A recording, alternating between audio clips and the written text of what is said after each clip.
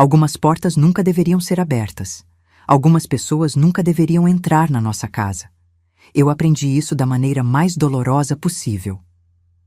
Boa tarde, meus queridos. Meu nome é Iracema, tenho 82 anos, e hoje vou compartilhar com vocês uma história que guardei no fundo do meu coração por mais de 50 anos. Uma história de traição, dor, mas também de superação e força. Antes de começar, queria pedir para você que está me assistindo agora, por favor, deixe seu like nesse vídeo, se inscreva no canal e me conte nos comentários. De onde você está me assistindo hoje?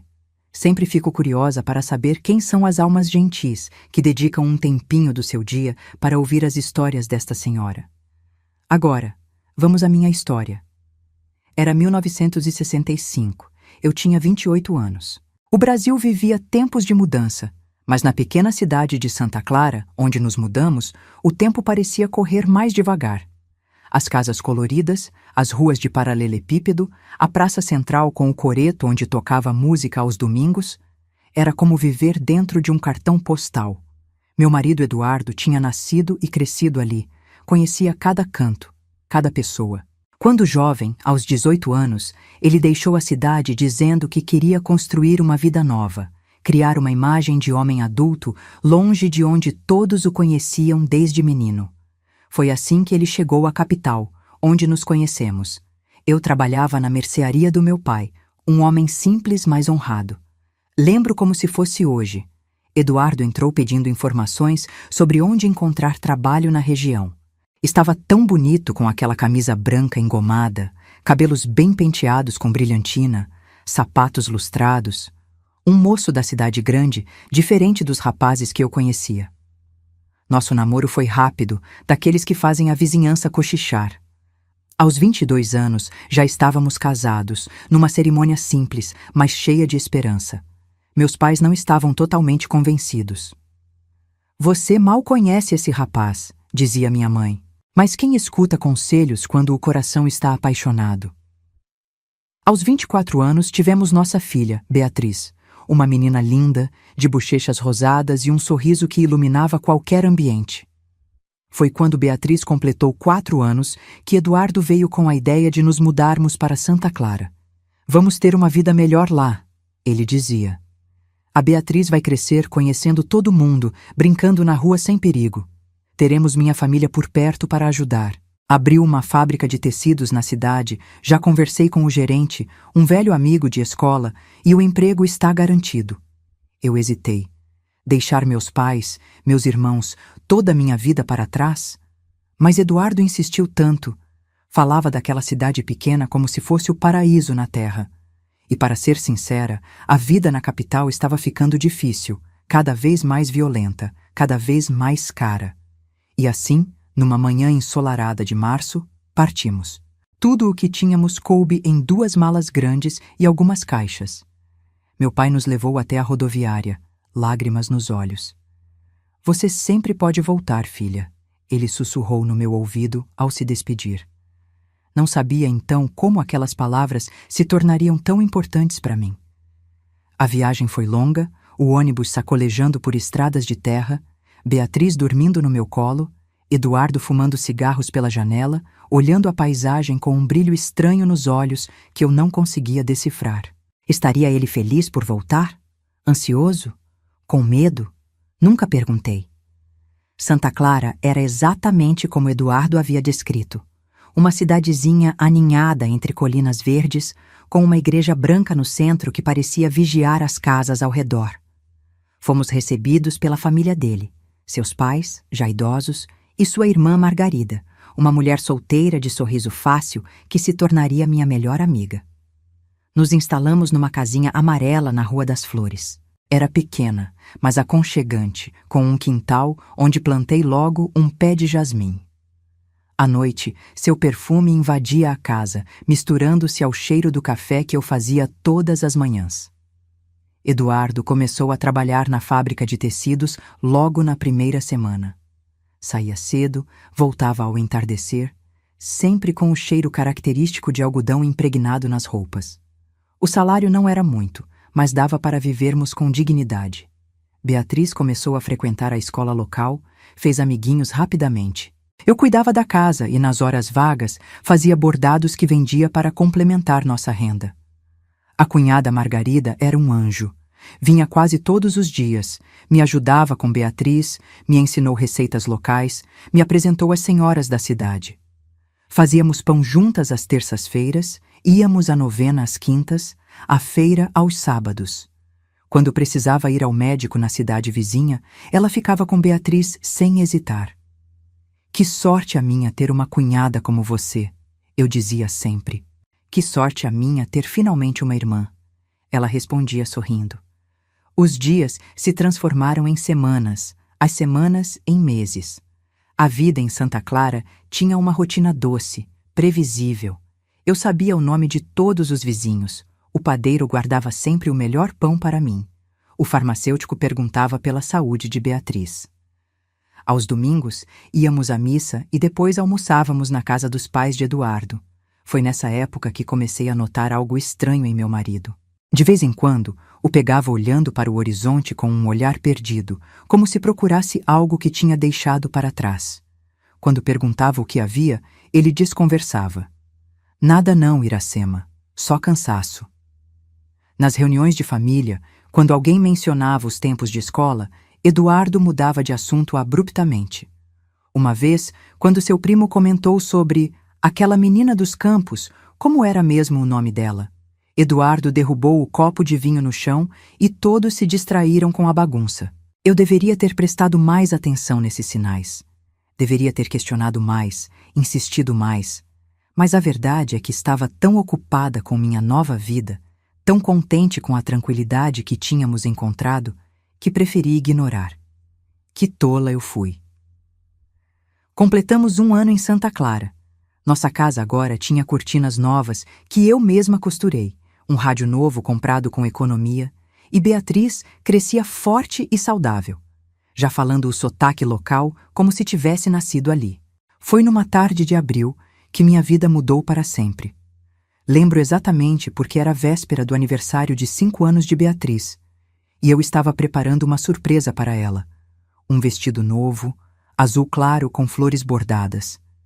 Eduardo estava na fábrica, Beatriz na escola. A chuva caía lá fora, uma daquelas chuvas de outono que deixam tudo mais cinzento. Alguém bateu à porta. 3 batidas firmes, decididas. Não esperava visitas. Deixei a costura de lado e fui atender, ajeitando o avental. Quando abri a porta, vi uma mulher que parecia ter minha idade. Cabelos castanhos ondulados caíam sobre seus ombros, usava um vestido simples mas elegante e segurava uma pequena mala. Estava molhada da chuva, mas mesmo assim havia algo de imponente nela. Boa tarde, ela disse com uma voz doce como mel.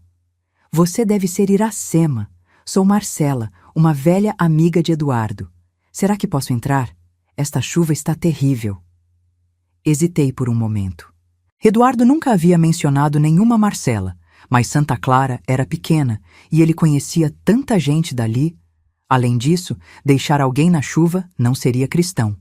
Claro, entre, disse afastando-me da porta. Vou preparar um café para a senhora se aquecer. Ela entrou, olhando ao redor com curiosidade, como se avaliasse cada detalhe da minha casa. É uma casa encantadora, comentou, mas havia algo no tom de sua voz que não parecia sincero. Enquanto preparava o café na cozinha, ela me contou sua história. Seu marido a tinha abandonado de repente, levando todas as economias do casal. Estava desesperada, sem ter para onde ir. Lembrou-se então que Eduardo, um velho amigo de infância, morava em Santa Clara. Tinha vindo pedir ajuda temporária até conseguir se restabelecer. Eduardo sempre foi tão generoso, ela disse com um sorriso que não alcançava seus olhos. Tenho certeza que ele não se importaria em me ajudar. Servi o café, coloquei biscoitos de polvilho que tinha acabado de fazer e conversamos. Ela falava pouco de si mesma, mas fazia muitas perguntas sobre minha vida com Eduardo, sobre Beatriz, sobre como viemos parar em Santa Clara. Respondi tudo com sinceridade, sem desconfiar de nada. Afinal, por que desconfiaria? Quando Eduardo voltou do trabalho, já estava escurecendo. Ouvi a porta da frente abrir, seus passos familiares no corredor. Iracema, estou em casa, ele chamou como fazia todos os dias. Estamos na cozinha, respondi. Temos visita.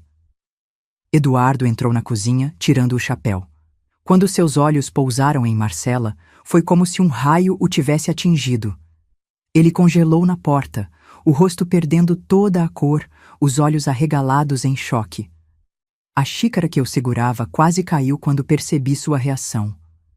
Marcela, ele sussurrou, a voz embargada. Ela se levantou sorrindo. Olá, Eduardo. Quanto tempo? O silêncio que se seguiu parecia pesar toneladas.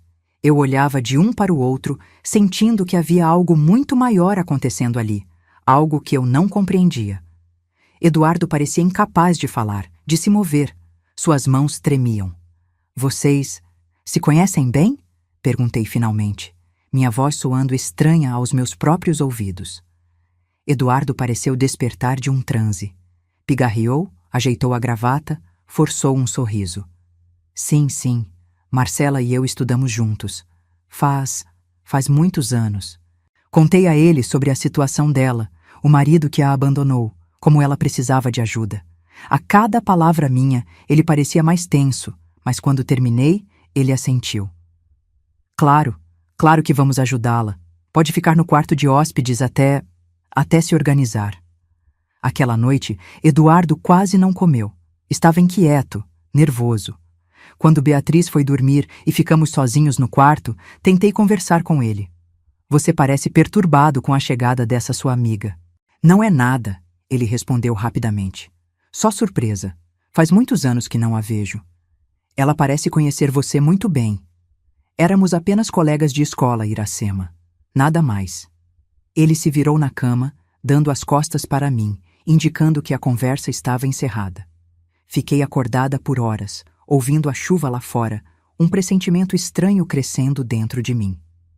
Nos dias que se seguiram, Eduardo mudou. Começou a ser extremamente solícito com Marcela. Levava-a à feira para comprar coisas novas, apresentou-a a pessoas que poderiam oferecer trabalho, começou a levar Beatriz à escola junto com ela.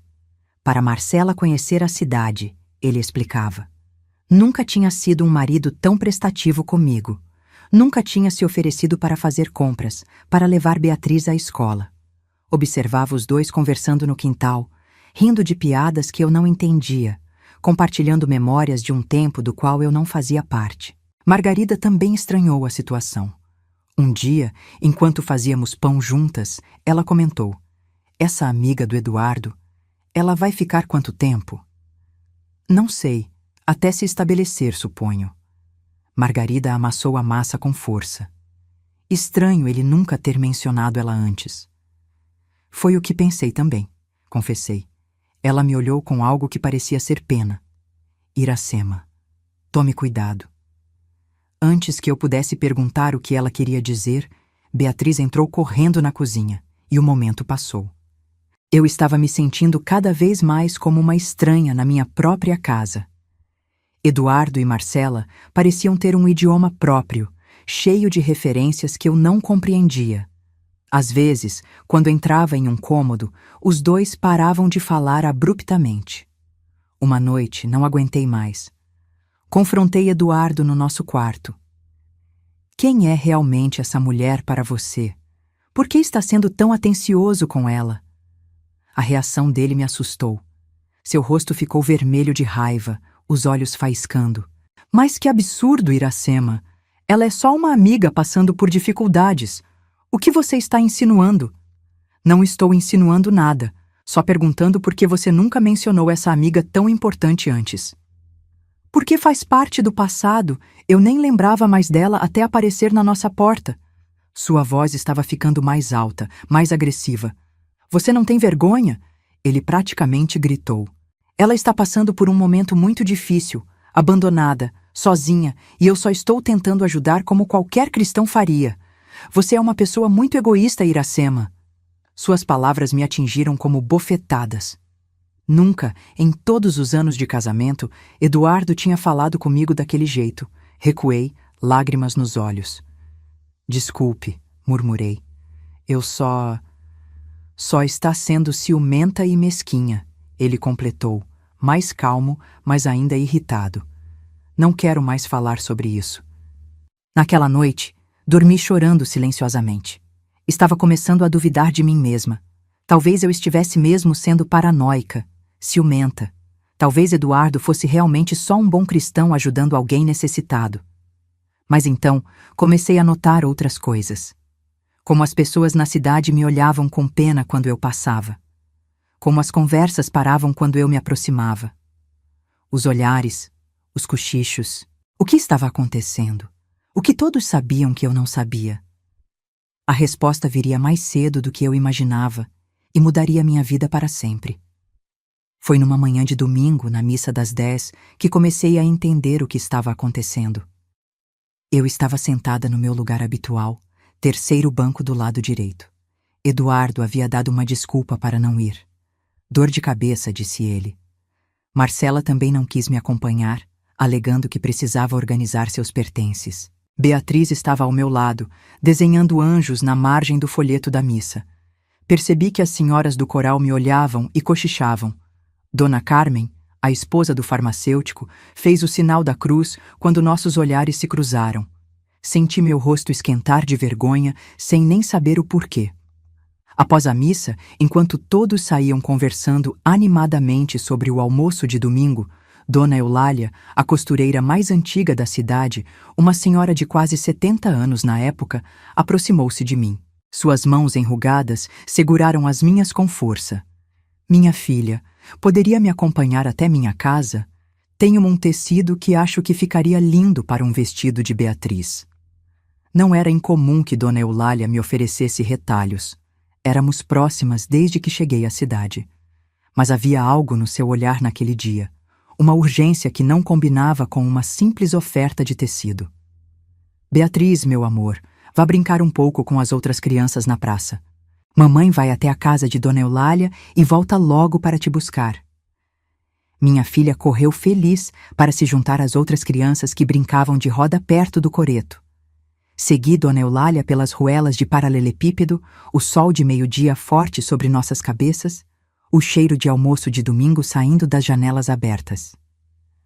A casa dela era uma das mais antigas de Santa Clara, com uma varanda de madeira que rangia sob nossos passos. Dentro, o cheiro característico de alfazema e dos muitos tecidos que guardava.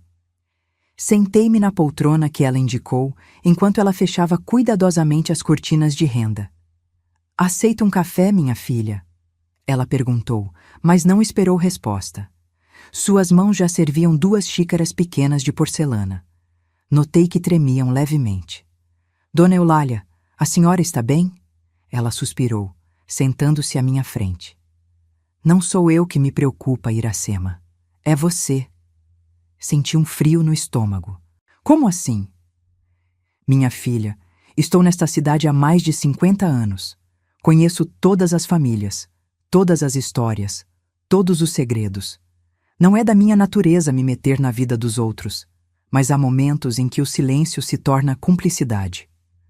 Ela tomou um gole de café como se buscasse coragem. "Essa mulher que está na sua casa, essa tal de Marcela, você sabe quem ela realmente é?" "Uma amiga de escola do Eduardo", respondi automaticamente. Dona Eulália balançou a cabeça lentamente. "Não apenas uma amiga, minha filha. Marcela Campos foi o grande amor da juventude de Eduardo." O ar pareceu sumir dos meus pulmões. "Como?"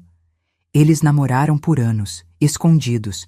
As famílias eram inimigas. Os Campos e os Oliveira tinham uma disputa antiga por terras na região. Era um amor proibido, como aquela história de Romeu e Julieta que a professora da escola sempre conta para as crianças." Minhas mãos começaram a tremer tanto que precisei pousar a xícara na mesa ao lado. "Toda a cidade sabia", continuou Dona Eulália. "Eles se encontravam no velho moinho, pensando que ninguém via. Mas em cidade pequena, minha filha, as paredes têm olhos." "Por quê? Por que ninguém me contou isso?" Minha voz saiu estrangulada. "Porque achávamos que você sabia, que Eduardo tinha sido honesto com você. E depois, quando ficou claro que você não sabia de nada, bem, Não é fácil ser o portador de más notícias. Ela se levantou, foi até uma cômoda antiga e voltou com uma caixa de madeira. De dentro, retirou uma fotografia amarelada pelo tempo. Esta foto foi tirada na festa de formatura do colégio, em 1955. Olhe. Com mãos trêmulas, peguei a fotografia.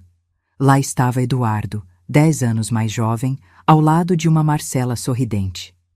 Mesmo na foto antiga, era possível ver o brilho nos olhos deles, a maneira como seus corpos se inclinavam um para o outro, a intimidade inconfundível de dois jovens apaixonados. O que aconteceu com eles? Perguntei, minha voz quase sumida. O pai dela a obrigou a se casar com um fazendeiro de outra cidade. Um homem mais velho, mas com posses. Marcela implorou, chorou, mas de nada adiantou. Na noite anterior ao casamento, dizem que ela e Eduardo planejaram fugir juntos, mas ela não apareceu no ponto de encontro. Dona Eulália suspirou profundamente. Eduardo ficou arrasado. Foi por isso que ele deixou Santa Clara. Não foi para criar uma imagem nova de adulto, como ele deve ter te contado. Foi para fugir da dor de ter perdido Marcela. Cada palavra dela era como uma agulha no meu coração. Tudo começava a fazer sentido. A relutância inicial de Eduardo em falar sobre sua cidade natal, a forma como evitava certos assuntos, seu comportamento desde a chegada de Marcela. E o marido dela? Perguntei subitamente. Ela disse que ele a abandonou. Dona Eulália deu um sorriso triste. Até onde sei, Álvaro Mendes, o marido de Marcela, é um homem íntegro que está viajando a negócios. Sempre viajou muito, é verdade, mas abandoná-la? Duvido muito. Meu mundo estava desmoronando ao meu redor. Todo o meu casamento, tudo o que acreditava ser verdade. Então ele nunca me amou de verdade, murmurei, mais para mim mesma que para Dona Eulália. Fui apenas um consolo, uma substituta. Não posso dizer o que Eduardo sente ou não sente, minha filha. Só sei que o passado tem uma força terrível sobre nós. E que alguns amores, mesmo quando parecem mortos e enterrados, estão apenas dormindo, esperando o momento certo para despertar. Levantei-me de súbito. Precisava de ar, precisava pensar. Obrigada por me contar, Dona Eulália. Eu preciso ir. O que vai fazer, minha filha? Não sei, mas não posso mais viver na ignorância. Ela segurou minha mão com força. Tenha cuidado, Iracema. Pessoas desesperadas fazem coisas desesperadas. Saí daquela casa sentindo que carregava o mundo nas costas. O sol ainda brilhava forte, as crianças ainda brincavam na praça, a banda começava a tocar no coreto, mas nada mais parecia real. Era como se eu tivesse sido transportada para um pesadelo, um mundo onde eu era apenas uma personagem secundária na história de amor de Eduardo e Marcela. Chamei Beatriz, que veio correndo, seu rostinho iluminado pela alegria inocente da infância. Como explicar a uma criança de 5 anos que seu pai talvez nunca tenha amado sua mãe de verdade? Voltamos para casa em silêncio, minha cabeça fervilhando de pensamentos. Ao chegar, ouvi risos vindos do quintal. Pedi a Beatriz que fosse para seu quarto brincar com suas bonecas e fui investigar. Através da janela da cozinha, vi Eduardo e Marcela sentados sob o pé de jasmim que eu havia plantado. Estavam próximos, muito próximos. Eduardo mostrava algo em um livro a ela e seus rostos quase se tocavam. O brilho nos olhos dele. Nunca tinha visto aquele brilho quando ele olhava para mim. Recuei antes que me vissem, meu coração batendo tão forte que achei que poderia romper meu peito. Fui para o quarto, fechei a porta e finalmente permiti que as lágrimas viessem. Chorei silenciosamente, mordendo o travesseiro para abafar os soluços. Chorei pelo amor que pensei ter, pela vida que acreditava ser real, pela ingenuidade de ter confiado tão completamente em um homem que me usou como prêmio de consolação. Quando as lágrimas secaram, uma estranha calma tomou conta de mim. Não era uma calma de aceitação, mas a calma que precede a tempestade. A calma de quem finalmente enxerga a verdade e precisa decidir o que fazer com ela. Nas semanas seguintes, observei. Observei como Eduardo saía mais cedo para o trabalho quando Marcela mencionava que iria à feira pela manhã. Observei como eles sempre pareciam estar tendo conversas privadas que cessavam quando eu me aproximava. Observei como ele começou a chegar mais tarde em casa, alegando horas extras na fábrica. Também comecei a notar outras coisas, pequenas quantias de dinheiro que sumiam da lata onde guardávamos nossas economias. Um broche de ouro que ganhei da minha mãe e que não conseguia encontrar. A caixinha de música de Beatriz, presente do avô, que desapareceu misteriosamente. Marcela parecia estar sempre com roupas novas, perfumes caros. Presentes de amigas generosas que fiz na cidade, ela dizia quando eu comentava. Mas eu sabia a verdade. Ela não estava apenas roubando meu marido. Estava roubando minha casa, minha vida. Uma noite, depois que Beatriz dormiu, decidi confrontá-los. Estava na cozinha, preparando um chá, quando ouvi os dois conversando em voz baixa na sala. Me aproximei silenciosamente da porta entreaberta. Não podemos continuar assim, Eduardo dizia. Está ficando cada vez mais difícil esconder. Então pare de esconder. A voz de Marcela era sedutora, desafiadora. Você sempre disse que eu era o amor da sua vida. Prove. Você sabe que não é tão simples. Tem a Beatriz, tem a Iracema. A mesma Iracema que você se casou para tentar me esquecer? Funcionou? Houve um silêncio doloroso antes da resposta de Eduardo. Você sabe que não. Aquelas 3 palavras simples destruíram o que restava do meu mundo. Empurrei a porta com força, fazendo os dois saltarem de susto. Então é verdade. Minha voz soava estranha, até para mim mesma. Todo esse tempo, tudo foi uma mentira. Eduardo se levantou rapidamente, o rosto pálido. Iracema, não é o que você está pensando. Não minta mais para mim, gritei, as lágrimas começando a escorrer pelo meu rosto. Sei de tudo. Sei sobre vocês dois no passado. Sei que você só se mudou de Santa Clara porque ela se casou com outro. Sei que você se casou comigo tentando esquecê-la. Marcela permaneceu sentada, um sorriso quase imperceptível nos lábios, como se estivesse assistindo a uma peça de teatro particularmente interessante. E você? Me virei para ela, a raiva fervendo dentro de mim. Você nunca foi abandonada pelo seu marido, não é? Você que o abandonou quando soube que Eduardo estava de volta em Santa Clara? O sorriso dela desapareceu. Quem te contou essas mentiras? Mentiras? A única mentira aqui é a vida que vocês dois estão vivendo às minhas custas. Eduardo tentou se aproximar de mim, as mãos estendidas em um gesto de súplica. Iracema, por favor, vamos conversar com calma. Não encoste em mim, recuei trêmula. Vocês têm roubado dinheiro da nossa casa. Minhas joias estão sumindo. O que estão planejando? Fugir juntos como não conseguiram fazer há 10 anos? O olhar que trocaram confirmou minhas suspeitas. Era exatamente isso que planejavam. Mãe? Uma vozinha sonolenta veio do corredor. Beatriz estava lá, esfregando os olhos, provavelmente acordada pelos gritos. Por que você está chorando? Eduardo correu para a filha, pegando-a no colo.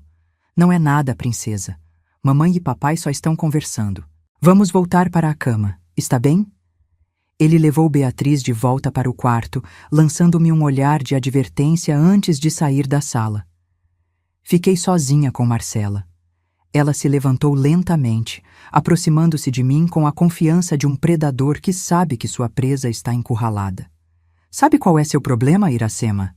Você é muito ingênua. Acha mesmo que um homem como Eduardo se contentaria com uma vida medíocre ao lado de uma dona de casa sem graça como você?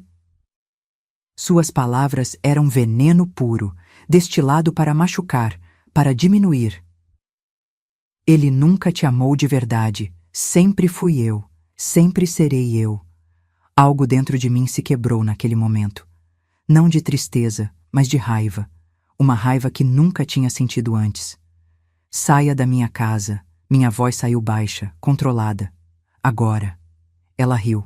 Sua casa? Querida, em breve isso não será mais verdade. Eduardo e eu temos planos, grandes planos que não incluem você. Antes que eu pudesse responder, Eduardo voltou à sala. Beatriz voltou a dormir, ele disse, parecendo aliviado. Então olhou de mim para Marcela, percebendo a tensão palpável entre nós. O que está acontecendo aqui? Estou apenas explicando à sua esposa como as coisas são de verdade, Marcela respondeu com um sorriso frio. Eduardo pareceu genuinamente alarmado. Marcela, não. Não o quê, Eduardo? Não conte a verdade? Que você nunca a amou? Que estamos planejando recomeçar juntos longe daqui? Chega! Ele gritou, parecendo finalmente perceber o que tinha feito. Iracema, por favor, eu posso explicar. Mas eu já não estava ouvindo.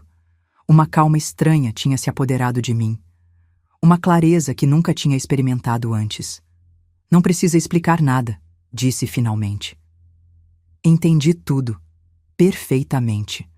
Virei-me e fui para o quarto, deixando os dois na sala. Fechei a porta, encostei-me nela e respirei fundo. As lágrimas tinham parado. No lugar delas, uma determinação fria. Eles queriam me destruir? Roubar minha vida, minha dignidade, talvez até minha filha? Não sem luta. Não sem que eu mostrasse do que era capaz. Naquela noite, deitada na cama enquanto Eduardo dormia no sofá da sala, fiz uma promessa a mim mesma. Não seria a vítima nessa história. Não seria a tola que todos na cidade olhavam com pena. Não permitiria que Marcela e Eduardo saíssem impunes depois de tudo que tinham feito. A menina ingênua que chegou a Santa Clara 1 ano atrás estava morta. Em seu lugar, nascia uma mulher determinada a recuperar seu respeito, sua dignidade e seu futuro. Eles não sabiam com quem estavam lidando, mas iriam descobrir. Oh, como iriam descobrir! Nos dias que se seguiram àquela noite terrível, nossa casa tornou-se um campo de batalha silencioso. Eduardo voltou para o quarto, tentando agir como se nada tivesse acontecido. Mas dormíamos de costas um para o outro, um abismo invisível entre nós. Marcela continuava lá, com a desculpa de que ainda procurava onde morar, seu sorriso sempre carregado de triunfo quando Eduardo não estava olhando. Para Beatriz, tentávamos manter as aparências. Mamãe e papai estão só cansados, eu dizia quando ela perguntava por que não conversávamos mais durante o jantar. Meu coração se apertava ao pensar no que aconteceria com minha filha quando tudo aquilo explodisse de vez. Mas não podia me deixar paralisar pelo medo ou pela tristeza. Precisava agir, e para isso precisava de informações. Comecei a prestar atenção em cada detalhe, cada sussurro trocado entre eles, cada movimento suspeito. Uma tarde, enquanto fingia costurar na varanda, ouvi Eduardo e Marcela no quintal dos fundos. Falavam baixo, mas o vento trazia suas palavras até mim. Já consegui quase tudo, dizia Eduardo. Só falta mais um pouco. Quanto tempo ainda? A impaciência na voz dela era palpável. 2 semanas, talvez menos. O João da fábrica me garantiu que o dinheiro estará disponível na sexta-feira. E a Iracema? E a menina? Houve uma pausa. Meu coração batia tão forte que temi que eles pudessem ouvir. Deixarei uma carta. A voz de Eduardo soava distante, quase fria. E dinheiro suficiente para voltarem para a capital, para a família dela. Não é muito generoso da sua parte? O tom irônico de Marcela me fez apertar a agulha com tanta força que espetei o dedo, uma gota de sangue manchando o tecido branco no meu colo. Ela é a mãe da minha filha, Marcela. Uma filha que você está disposto a abandonar. Outra pausa, mais longa. É o preço a pagar, por nós. Suas palavras caíram sobre mim como pedras. Ele estava disposto a abandonar não apenas a mim, mas também a Beatriz. Nossa filha, aquela criança que ele dizia amar mais que tudo no mundo. Tudo por uma paixão adolescente ressuscitada, um fantasma do passado. Naquele momento, qualquer dúvida que eu ainda pudesse ter sobre o que precisava fazer se dissipou completamente. Na manhã seguinte, depois que Eduardo saiu para o trabalho, esperei que Marcela fosse tomar seu longo banho diário, um luxo que consumia a água quente que eu economizava para toda a família. Com o coração acelerado, fui até o quarto de hóspedes onde ela estava instalada. A porta não estava trancada. Por que estaria? Ela se sentia tão segura, tão certa da vitória. Entrei silenciosamente, fechando a porta atrás de mim.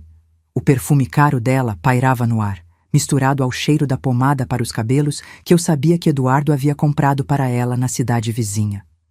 Comecei a revirar suas coisas metodicamente, com cuidado para não desarrumar nada. Na gaveta da cômoda, sob algumas roupas íntimas finas que certamente não eram para os olhos de Eduardo, encontrei um envelope. Dentro, vários recibos de depósitos bancários.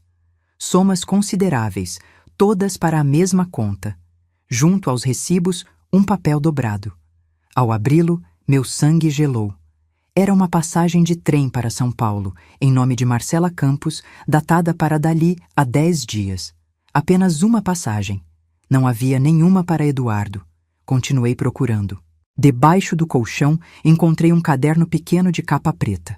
Um diário. A consciência me dizia que era errado ler, mas a necessidade de proteger minha filha e a mim mesma era mais forte que qualquer escrúpulo. As páginas estavam cheias da letra elegante de Marcela. Li rapidamente, pulando algumas partes, meu coração cada vez mais apertado.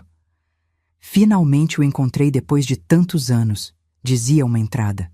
Ainda mais tolo que antes, agora com uma esposa simplória e uma criança. Será fácil manipulá-lo.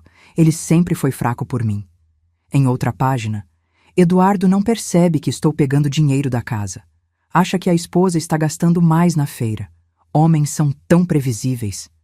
E então, a entrada que me fez parar de respirar por um momento. O plano está quase completo. Eduardo acha que iremos juntos para São Paulo começar uma nova vida.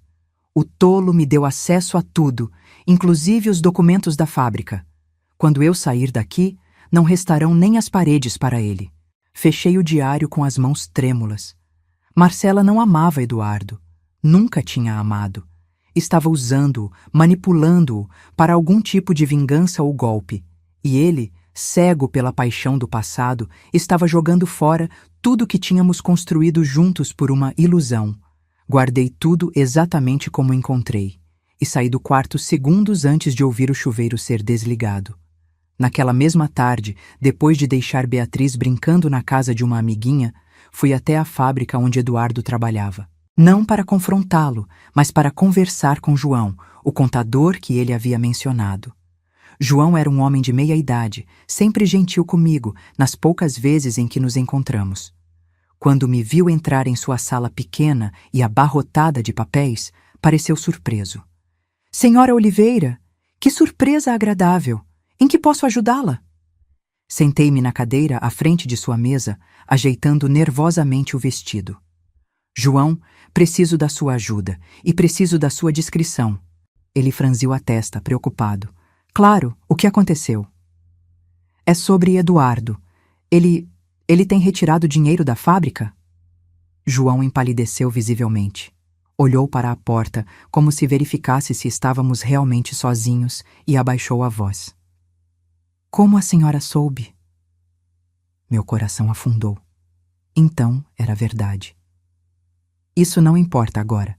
Preciso saber exatamente o que está acontecendo. João hesitou, claramente desconfortável. — Senhora Oliveira, eu não deveria estar falando sobre isso. Eduardo é meu amigo, confiou em mim. E ele está traindo essa confiança, interrompi, minha voz mais firme do que eu esperava. João, tenho uma filha de 5 anos, preciso protegê-la, por favor. Algo no meu olhar deve ter convencido-o. Suspirou profundamente e abriu uma gaveta, retirando um livro de contabilidade. Começou há cerca de 1 mês, ele explicou, mostrando-me uma coluna de números. Pequenas quantias no início, depois valores maiores. Eduardo me disse que era para um tratamento médico para você, que não queria preocupá-la. A mentira me atingiu como um tapa. Não estou doente, João. Percebi que algo não estava certo quando ele me pediu para falsificar alguns recibos para justificar o dinheiro que estava saindo. Nunca tinha feito isso antes, e não me senti bem fazendo agora, mas ele insistiu que era uma emergência familiar. Quanto ele já tirou? João mostrou-me o total no final da página. Era uma soma considerável, quase todas as nossas economias de 5 anos de casamento. Ele vai tirar mais? Perguntei, sentindo a garganta seca. Sim, sexta-feira. Um valor ainda maior para finalizar o tratamento, segundo ele. Fechei os olhos por um momento, tentando controlar a raiva que crescia dentro de mim. Eduardo não estava apenas me traindo emocionalmente. Estava roubando o nosso futuro. O futuro de Beatriz. João, se isso for descoberto, quem será responsabilizado? Ele engoliu em seco. Bem, tecnicamente ambos. Eduardo por solicitar e eu por autorizar. Mas foi ele quem falsificou a assinatura do gerente. E isso é crime? Fraude, apropriação indébita. Sim, senhora, é crime. Assenti lentamente, um plano começando a se formar na minha mente. João, preciso que mantenha essa conversa entre nós e preciso de um favor. Que tipo de favor? Quero cópias desses documentos. De todos eles. E quero que me avise quando Eduardo vier buscar o dinheiro na sexta-feira. Ele me olhou com uma mistura de pena e respeito. A senhora vai denunciá-lo? Vou fazer o que for necessário para proteger minha filha. Voltei para casa naquele dia com uma clareza que não sentia há semanas.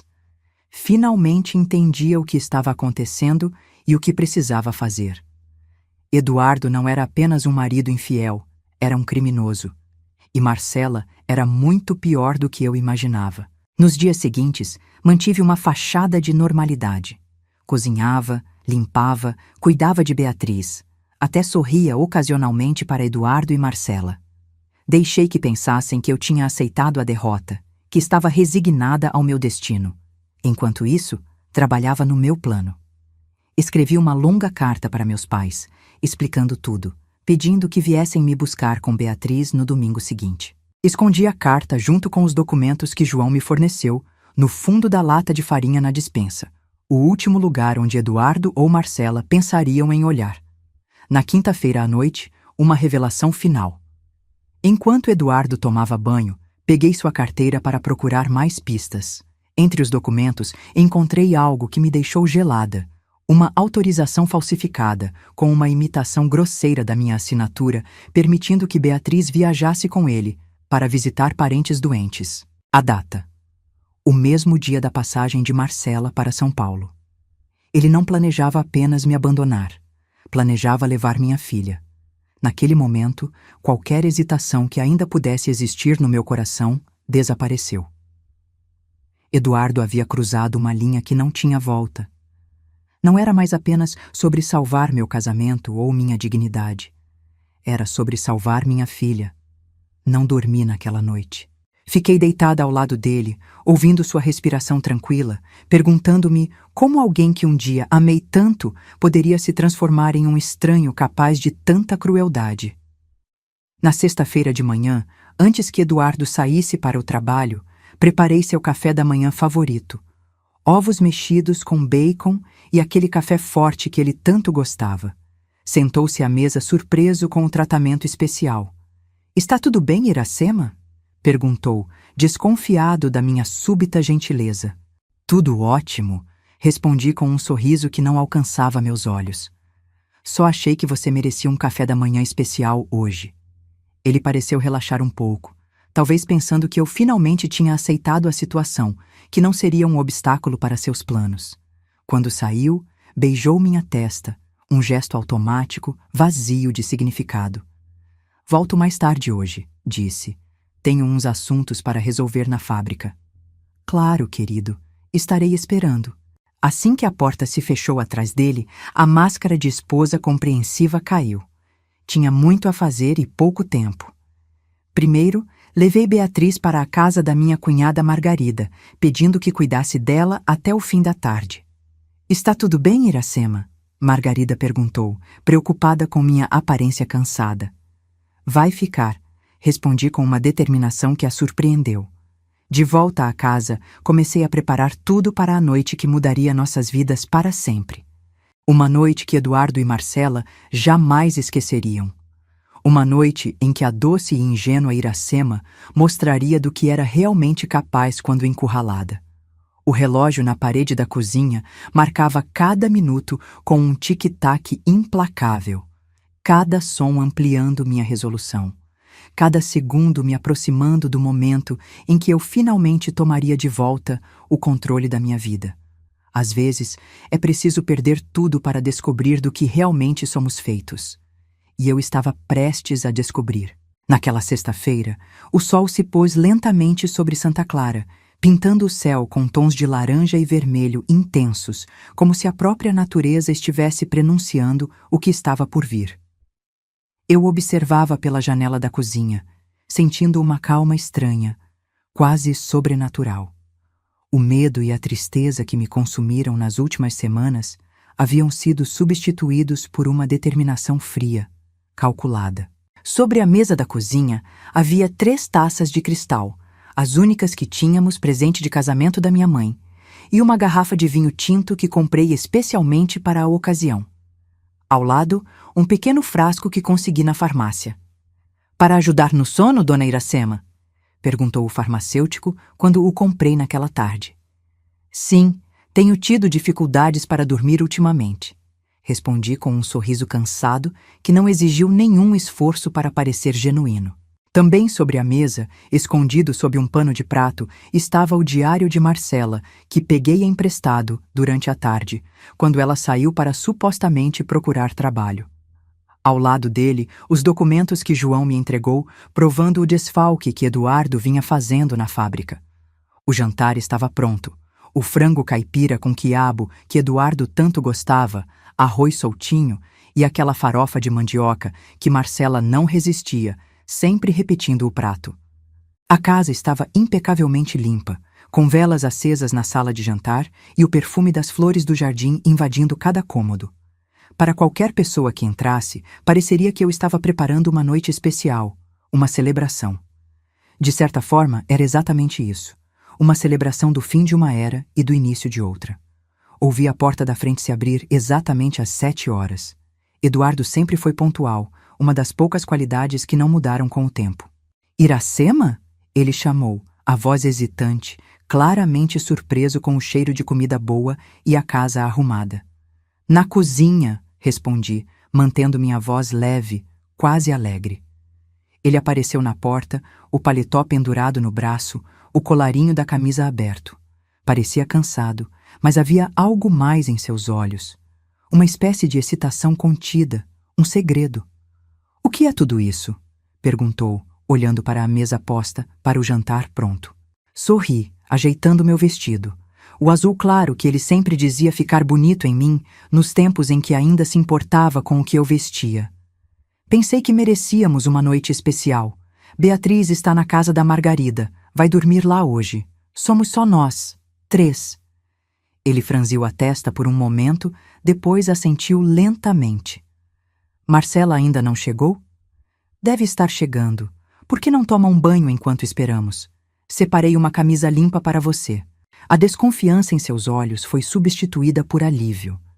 Ele provavelmente pensou que eu havia finalmente aceitado a situação, que estava tentando fazer as pazes, talvez até facilitando um pouco as coisas para quando ele finalmente me abandonasse. "Ótima ideia", ele disse, inclinando-se para beijar minha bochecha. Um gesto mecânico, sem qualquer carinho real. Enquanto ouvia o barulho do chuveiro, terminei de arrumar a mesa da sala. Coloquei os talheres melhores, os guardanapos de tecido que só usávamos em ocasiões especiais, acendi mais velas. Queria que tudo fosse perfeito, inesquecível. Marcela chegou quando Eduardo ainda estava no banho. Ela entrou sem bater, como se a casa já fosse sua. Parou na porta da sala, observando a mesa posta com evidente surpresa. "O que é isso?" perguntou, a desconfiança clara em sua voz. Virei-me para ela com o sorriso mais sincero que consegui forjar. "Um jantar especial. Pensei que poderíamos conversar. Os 3. Ela me encarou por um longo momento, tentando decifrar minhas intenções. "Conversar sobre o quê, exatamente?" "Sobre o futuro", respondi simplesmente. "Por que não se arruma? O jantar estará pronto em 20 minutos." Ela continuou me olhando, como se tentasse enxergar através de mim, mas finalmente deu de ombros e seguiu para seu quarto. No caminho, passou por Eduardo, que saía do banheiro enrolado em uma toalha. Trocaram um olhar que dizia mais que 1000 palavras. Um olhar de cumplicidade, de promessas secretas. Voltei para a cozinha, respirando fundo para controlar a raiva que ameaçava tomar conta de mim. Não podia estragar tudo agora. Precisava manter a compostura por mais algumas horas. Quando finalmente nos sentamos à mesa, o ambiente estava carregado de uma tensão quase palpável. Eduardo e Marcela sentaram-se próximos um do outro, enquanto eu ocupava o lugar na cabeceira, de onde podia observar os dois. "Vinho?" ofereci, erguendo a garrafa. "Claro!" Eduardo respondeu, estendendo sua taça. Servi para ele, depois para Marcela e finalmente para mim. Ergui minha taça em um brinde. "Ao futuro", disse, olhando diretamente nos olhos de Marcela. Ela hesitou por um momento, mas então ergueu sua taça também. "Ao futuro", repetiu, um brilho de triunfo em seus olhos. Eduardo parecia cada vez mais desconfortável, olhando de uma para outra como se assistisse a um jogo de tênis particularmente tenso. O jantar começou em silêncio, apenas o tilintar dos talheres preenchendo a sala. Eu comia devagar, observando-os, esperando o momento certo. Eduardo devorava seu prato como sempre fazia quando estava nervoso. Marcela, mais contida, saboreava cada garfada como se estivesse em um restaurante fino. "Então, vocês já decidiram quando vão para São Paulo?" Perguntei casualmente depois de alguns minutos. O garfo de Eduardo caiu com estrépito e Marcela quase engasgou com o vinho. "Como... O que você está dizendo?" Eduardo gaguejou, o rosto pálido. Sorri, servindo mais vinho para os dois. "Oh, não precisam fingir mais. Sei de tudo. A passagem de Marcela para domingo, o dinheiro que você tirou da fábrica, a autorização falsa para levar Beatriz." Os dois se entreolharam, o pânico evidente em seus rostos. "Iracema, eu posso explicar." Eduardo começou. Ergui a mão, interrompendo-o. "Não precisa. Na verdade, é por isso que organizei este jantar. Para conversarmos abertamente finalmente, sem mais mentiras." Tomei um gole do meu vinho, sentindo o calor do álcool descendo pela garganta, dando-me coragem. "Vocês dois planejavam fugir com minha filha e com todo o nosso dinheiro, sem nem mesmo a dignidade de uma despedida, apenas uma carta covarde. Estou certa?" Eduardo parecia ter envelhecido 10 anos nos últimos 2 minutos. Marcela, por outro lado, recuperou rapidamente a compostura, um sorriso frio formando-se em seus lábios. "E o que você vai fazer a respeito?" desafiou ela. "Implorar? Chorar? Ameaçar?" "Não", respondi calmamente. "Vou oferecer uma alternativa." Retirei o pano de prato, revelando o diário e os documentos. Os olhos de Marcela se arregalaram ao reconhecer seu caderninho de capa preta. "Vocês têm 2 opções", continuei, minha voz surpreendentemente firme. "A primeira, seguir com o plano original, tentar fugir com Beatriz. Nesse caso, estes documentos", apontei para as provas do desfalque, "vão diretamente para a polícia. E este diário", apontei para o caderno de Marcela, "vai para o marido dela, o Sr. Álvaro Mendes, que, ao contrário do que Marcela contou, não a abandonou. Ele está em viagem de negócios e volta na semana que vem." O rosto de Marcela perdeu toda a cor. "Você não faria isso."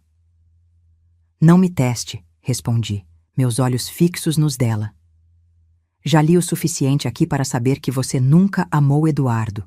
Está apenas usando-o para se vingar do seu marido. E quem sabe, para conseguir uma vida melhor na capital." Eduardo olhou para Marcela, a confusão e a dor evidentes em seu rosto. "O que ela está dizendo, Marcela?" Antes que ela pudesse responder, continuei. "A segunda opção é mais simples. Vocês terminam esse jantar, bebem esse vinho delicioso e dormem uma boa noite de sono. Amanhã de manhã, Marcela faz suas malas e vai embora. Sem Beatriz, sem o dinheiro da fábrica, sem escândalo." "E quanto a mim?" Eduardo perguntou, a voz quase um sussurro. Olhei para ele, o homem que um dia amei com toda a alma, agora um estranho sentado à minha mesa. "Você tem uma escolha a fazer, Eduardo. Sua filha ou essa fantasia do passado que nunca existiu realmente?" O silêncio que seguiu foi ensurdecedor. Marcela olhava de Eduardo para mim, o desespero começando a substituir a arrogância em seus olhos. Eduardo parecia perdido, como um menino pego em uma mentira grande demais para sustentar. Isso é ridículo, Marcela finalmente disse, empurrando o prato para longe. Você não tem provas de nada. Em resposta, abri o diário em uma página marcada e li em voz alta. Eduardo é ainda mais idiota do que me lembrava. Acredita em tudo que digo, ansioso por reviver um romance adolescente que só existiu na cabeça dele. Quando eu terminar, não sobrará nada, nem dinheiro, nem dignidade, nem família. Eduardo olhou para Marcela como se a visse pela primeira vez. Isso é verdade? O olhar que ela lhe lançou foi resposta suficiente. Bebam seu vinho, sugeri, enchendo novamente suas taças. Vai ajudá-los a pensar com clareza. Ambos beberam quase automaticamente, chocados demais para questionar. Continuei falando, minha voz cada vez mais distante para eles, à medida que o sonífero no vinho começava a fazer efeito.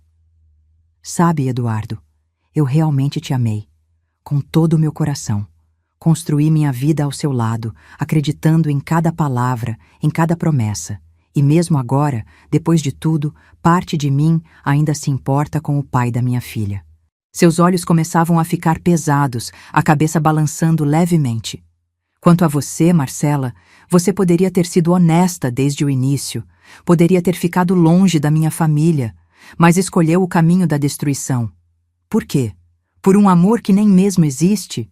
Ela tentou responder, mas as palavras saíram arrastadas, incompreensíveis. Seus olhos lutavam para permanecer abertos. Vocês dois subestimaram a força de uma mãe protegendo sua filha, continuei, observando-os lutarem contra o sono que inevitavelmente viria. Subestimaram a mulher que achavam ser simples demais, fraca demais para lutar. Em minutos, ambos estavam profundamente adormecidos, as cabeças apoiadas na mesa, o vinho derramado sobre a toalha branca como manchas de sangue. Levantei-me, sentindo uma estranha tranquilidade. A primeira parte do plano estava concluída. Agora vinha o resto. Primeiro, fui até o quarto de Marcela. Revirei sua mala, já parcialmente arrumada, e encontrei exatamente o que procurava. Uma bolsa de couro escondida no fundo, cheia de dinheiro. Nosso dinheiro. As economias que Eduardo havia retirado da fábrica, combinadas com o que ele vinha roubando de nossa casa. Também encontrei minhas joias, incluindo o broche de ouro da minha mãe e a caixinha de música de Beatriz. Peguei tudo de volta, substituindo o dinheiro por papéis cortados no mesmo tamanho das notas, suficiente para enganar alguém que olhasse rapidamente. Depois, comecei a fase mais importante do plano. Sentei-me à mesa da cozinha com papel e tinta e passei a escrever. Primeiro, uma carta detalhada para o gerente da fábrica, descrevendo o esquema de Eduardo, as datas dos desvios, os valores. Dentro do envelope, coloquei os documentos originais que João me havia entregado, as provas irrefutáveis do crime. Em seguida, escrevi uma carta para o delegado de polícia, relatando não apenas o desfalque, mas também os planos de fuga com minha filha. Incluí a autorização de viagem falsificada que encontrei entre os documentos de Eduardo. Preparei então bilhetes mais curtos para algumas figuras importantes da cidade: o padre, o farmacêutico, o dono da venda da praça. Pessoas que eu sabia que espalhariam a notícia rapidamente. Procure saber sobre o desfalque na fábrica de tecidos. Eduardo Oliveira está envolvido, escrevi simplesmente. Do diário de Marcela, transcrevi à mão os trechos mais reveladores, aqueles que mostravam sua verdadeira natureza e suas intenções. Preparei uma carta para seu marido, Álvaro Mendes, incluindo essas transcrições e informando onde ela poderia ser encontrada. Trabalhei a noite toda, incansável. Às 3 da manhã, saí silenciosamente da casa e comecei a distribuir meus escritos. Deixei o envelope com os documentos originais na portaria da fábrica, dentro da caixa de correspondências, endereçado pessoalmente ao gerente. A carta para a polícia entreguei diretamente na delegacia, deslizando-a por baixo da porta. Os bilhetes espalhei em pontos estratégicos da cidade, Preguei um na porta da igreja, coloquei outro debaixo da porta da farmácia, deixei o terceiro na mesa do barbeiro, onde os homens se reuniam todas as manhãs para discutir as novidades. Quando voltei para casa, o céu começava a clarear no horizonte. Eduardo e Marcela ainda dormiam profundamente à mesa, exatamente como os deixei. O sonífero era forte. Garantiria que dormissem até bem depois do amanhecer, tempo suficiente para eu concluir a última parte do plano. Fui até nosso quarto e arrumei uma pequena mala com minhas coisas essenciais e as de Beatriz. Peguei nossos documentos, o dinheiro recuperado, minhas joias. Guardei tudo no fundo do armário, pronto para quando precisasse. Então, sentei-me à escrivaninha e escrevi 3 cartas. Uma para a polícia, detalhando o esquema de Eduardo na fábrica, com todas as provas anexadas. Outra para o marido de Marcela, revelando sua traição e seus planos, incluindo trechos do diário. A terceira, deixei sobre a mesa de cabeceira, uma carta para Eduardo para quando acordasse. Nessa carta, não havia raiva ou acusações, apenas a verdade simples e dolorosa, que eu sabia de tudo, que tinha provas de tudo e que quando ele lesse aquelas palavras, toda a cidade já saberia também. Que eu estava indo embora com Beatriz para recomeçar longe dali. Que ele havia perdido não apenas a esposa, mas também o respeito da comunidade, o emprego e possivelmente sua liberdade. Terminei a carta com palavras que sabia que o assombrariam pelo resto da vida. Um dia, quando Beatriz for mais velha, talvez eu conte a ela sobre o pai que quase a abandonou por uma ilusão. Ou talvez seja mais misericordioso deixá-la com as memórias de um pai que ela amava e que acreditava que a amava também. O tempo dirá qual verdade prevalecerá. Ao amanhecer, fui buscar Beatriz na casa de Margarida. Minha cunhada notou as malas, o olhar determinado no meu rosto, mas não fez perguntas. Apenas me abraçou longamente e sussurrou: "Você está fazendo a coisa certa." Pegamos o primeiro ônibus para a capital. Enquanto o veículo deixava Santa Clara para trás, Beatriz adormeceu com a cabeça no meu colo, inocente das tempestades que haviam sacudido nossa família. Olhei pela janela, vendo a cidade pequena diminuir na distância, e senti uma estranha mistura de tristeza e libertação. Horas mais tarde, quando Eduardo e Marcela finalmente acordassem, confusos e desorientados, a cidade inteira já estaria em polvorosa com as revelações. O gerente da fábrica já teria encontrado as provas do desfalque. A polícia já estaria a caminho. E nós, Beatriz e eu, estaríamos longe, começando uma nova vida. Não era o final que eu havia imaginado para minha história, mas era o final que eu havia escolhido. E pela primeira vez em muito tempo, senti que o controle da minha vida estava de volta em minhas mãos. Quando o ônibus chegou à capital naquela tarde de sábado, o céu estava carregado de nuvens escuras, prenunciando tempestade. Apertei Beatriz contra mim, enquanto descíamos na rodoviária movimentada, tão diferente da quietude de Santa Clara. Minha filha olhava ao redor com olhos arregalados, confusa com a mudança repentina. "Mamãe, onde está o papai? Por que viemos para a cidade grande?" ela perguntou, sua vozinha quase perdida entre o barulho da multidão. "Vamos visitar o vovô e a vovó por um tempo, meu amor", respondi tentando manter a voz firme. "Vai ser como umas férias." "E o papai vem depois?" Aquela pergunta inocente apertou meu coração. Como explicar a uma criança de 5 anos que seu pai havia escolhido outra vida, que havia estado disposto a abandoná-la? "Vamos conversar sobre isso mais tarde, querida. Agora precisamos encontrar o ônibus que nos leva até o bairro dos vovós." A casa dos meus pais ficava num bairro tranquilo, a cerca de meia hora da rodoviária. Pegamos um ônibus urbano lotado, com Beatriz grudada em mim e nossas pequenas malas aos nossos pés. O veículo sacolejava pelas ruas da capital, parando a cada ponto para pegar mais passageiros. Observei pela janela embaçada as construções, as pessoas apressadas, tudo tão diferente da vida pacata que havíamos deixado para trás. Quando finalmente descemos no ponto próximo à casa dos meus pais, senti uma onda de emoção me invadir. O jardim bem cuidado da minha mãe, as cortinas de renda nas janelas, o balanço de madeira na varanda onde passei tantas tardes da minha infância. Era como se o tempo não tivesse passado. Meu pai abriu a porta antes mesmo que batêssemos. Minha carta havia chegado 2 dias antes e eles estavam nos esperando. Vi seus olhos vermelhos, a expressão de preocupação misturada com alívio ao nos ver. Minha filha, ele disse simplesmente, abrindo os braços. Caí no abraço dele como uma criança pequena, as lágrimas que havia contido durante toda a viagem finalmente escapando. Beatriz agarrou-se à minha saia, confusa com minha reação. Minha mãe apareceu logo atrás, enxugando as mãos no avental. Graças a Deus vocês chegaram bem, ela murmurou, abraçando-nos também.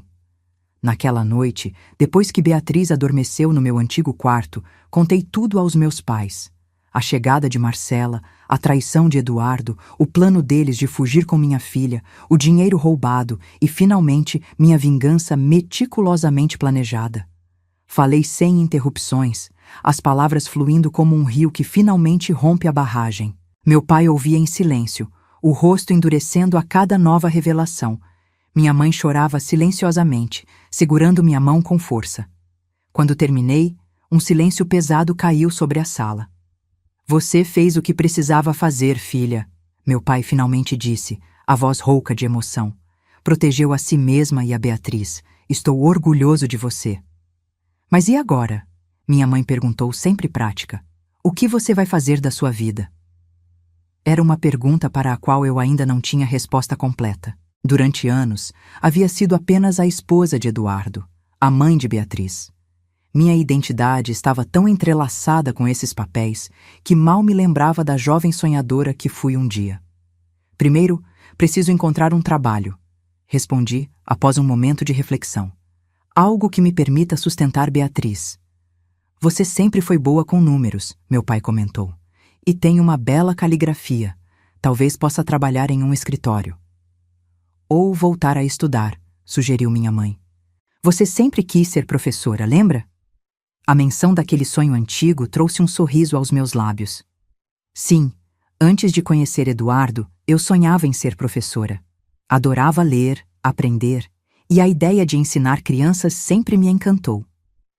Mas abandonei esse sonho quando me casei, convencida de que meu lugar era em casa, cuidando do marido e dos filhos que viríamos a ter.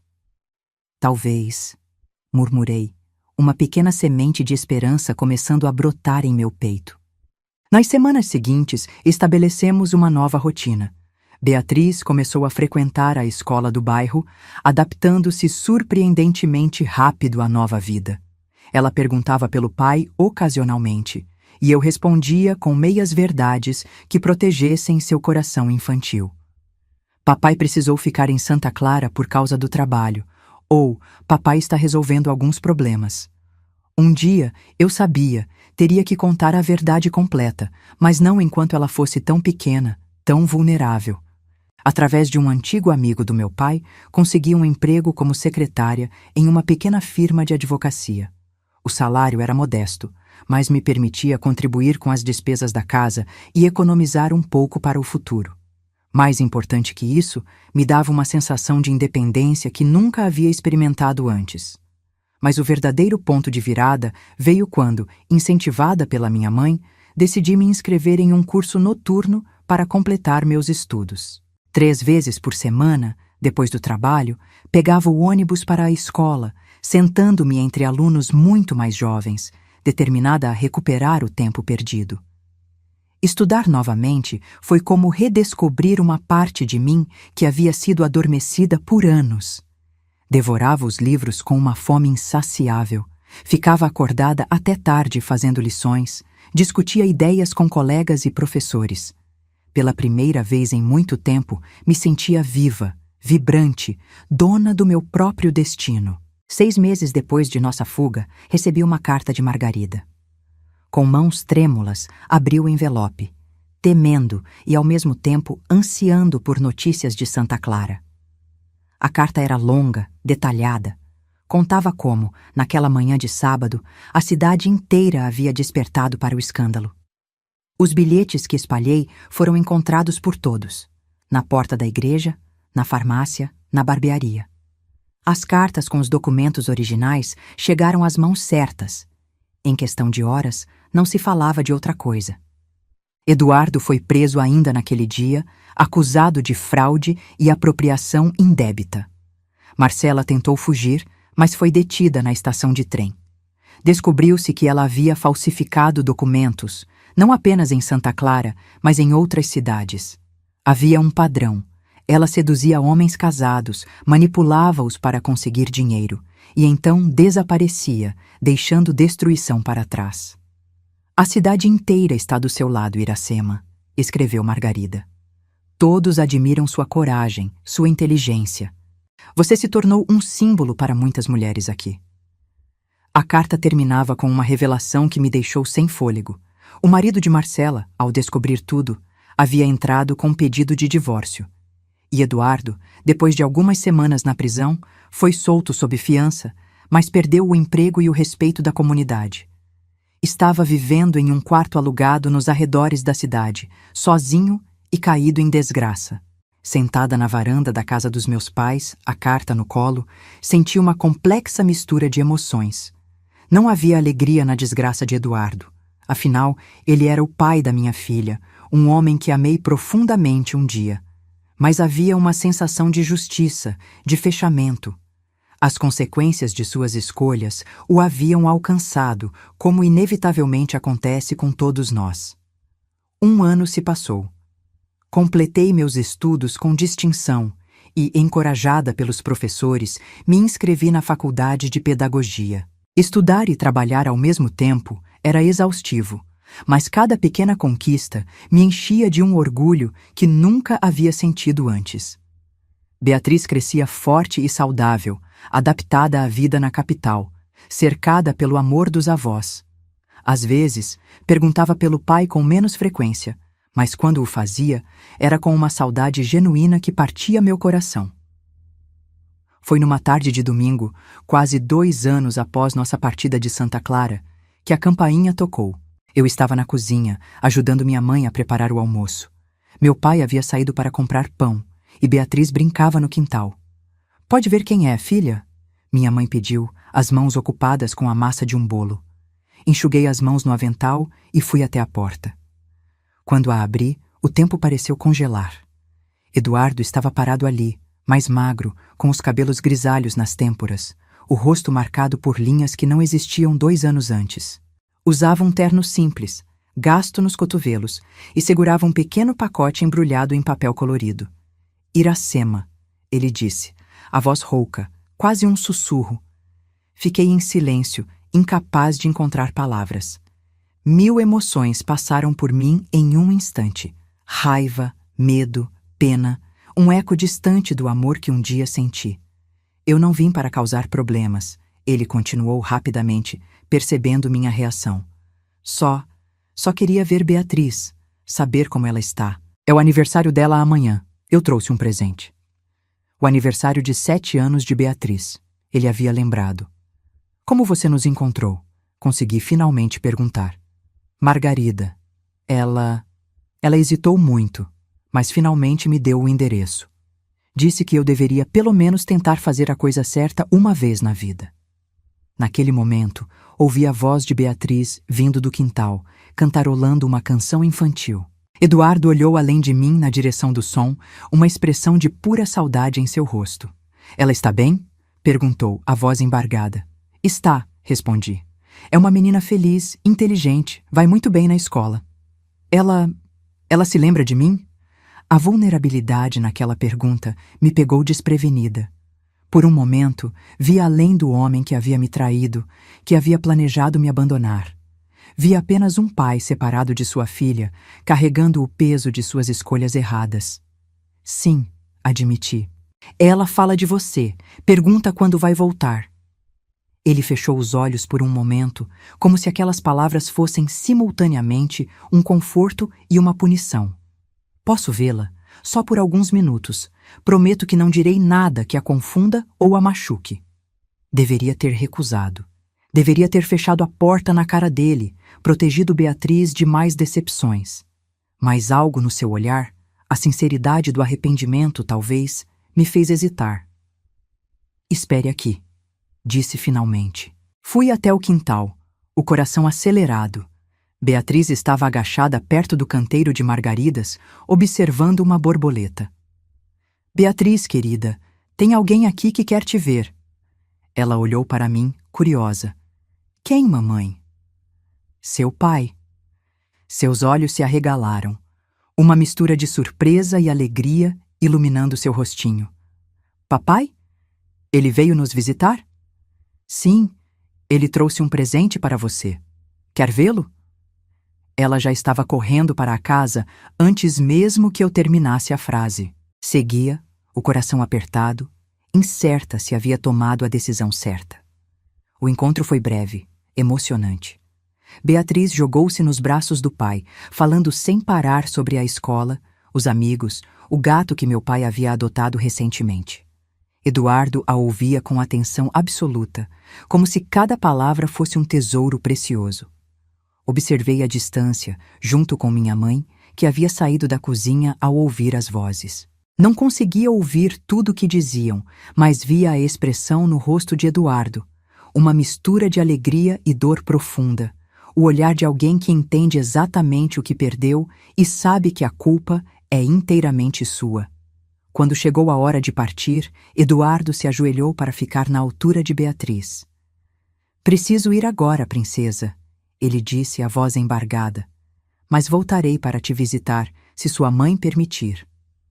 Beatriz abraçou-o forte, pequenas lágrimas brilhando em seus olhos. Promete, papai? Prometo. Ele se levantou, olhando para mim como se pedisse confirmação. Assenti levemente. Não por ele, mas por Beatriz. Ela merecia ter um pai em sua vida, mesmo que fosse apenas em visitas ocasionais. Antes de sair, Eduardo me entregou um envelope. Por favor, leia quando estiver sozinha, pediu. Naquela noite, depois que Beatriz dormiu, abri o envelope em meu quarto. Era uma carta longa, escrita à mão em uma caligrafia que reconheci imediatamente. Eduardo sempre teve uma letra bonita, um detalhe que havia me encantado no início do nosso relacionamento. Na carta, ele contava o que aconteceu depois da minha partida. A humilhação pública, a prisão, a perda do emprego. Como Marcela o havia abandonado no momento em que as coisas ficaram difíceis, confirmando tudo o que eu havia descoberto sobre ela. Ele falava do tempo na prisão, das noites insones pensando em tudo o que havia feito, em como havia jogado fora uma vida boa por uma ilusão. De como, quando finalmente foi solto, percebeu que havia perdido tudo o que realmente importava. Não estou pedindo seu perdão, ele escreveu. Sei que não mereço. Também não estou pedindo uma segunda chance para nós. Esse navio zarpou há muito tempo e a culpa é inteiramente minha. Só quero que saiba que estou tentando ser uma pessoa melhor, o tipo de homem que Beatriz possa um dia ter orgulho de chamar de pai. A carta terminava com uma revelação que me surpreendeu. Eduardo havia voltado a estudar. Estava fazendo um curso técnico de contabilidade determinado a reconstruir sua vida de forma honesta. Você me ensinou a lição mais importante da minha vida, Iracema, dizia o último parágrafo. Me mostrou que a verdadeira força não está em fugir dos problemas, mas em enfrentá-los com dignidade. Você é a mulher mais corajosa que já conheci e serei eternamente grato por não ter permitido que eu cometesse o pior erro da minha vida, abandonar minha filha. Dobrei a carta lentamente, uma estranha paz se instalando em meu coração. Não havia perdão imediato. Algumas feridas levam anos para cicatrizar completamente. Mas havia uma aceitação. Uma compreensão de que todas as escolhas, boas e más, nos moldam, nos transformam, nos levam a lugares que nunca imaginaríamos. Olhei pela janela, para o céu estrelado sobre a cidade. Tantas coisas haviam mudado desde aquela tarde fatídica em que abri a porta para Marcela. A mulher tímida e insegura que eu era havia desaparecido, substituída por alguém mais forte, mais decidida, mais completa. A traição de Eduardo havia sido o fim do meu casamento, mas também o início da minha verdadeira vida. Uma vida construída por minhas próprias mãos, baseada em minhas próprias escolhas. Uma vida que, apesar de todas as dores e decepções, eu não trocaria por nada. Aquela noite, adormeci com um pensamento reconfortante. Às vezes, precisamos perder tudo para encontrar quem realmente somos. E no meu caso, o que encontrei foi uma mulher que nunca mais permitiria que alguém definisse seu valor ou seu destino. Uma mulher renascida das cinzas de um amor que não era real, mas que, ironicamente, a levou a encontrar o amor mais verdadeiro de todos, o amor próprio. Meus queridos, espero que minha história tenha tocado seu coração de alguma forma. Às vezes, as cicatrizes mais profundas são as que mais nos ensinam sobre nossa própria força. Se você gostou de ouvir esta velha senhora compartilhar suas memórias, por favor, deixe seu like neste vídeo e se inscreva no canal para mais histórias como esta. Compartilhe também com alguém que você acredita que precisa ouvir uma mensagem de superação. E não se esqueça de me contar nos comentários o que mais tocou você nesta história.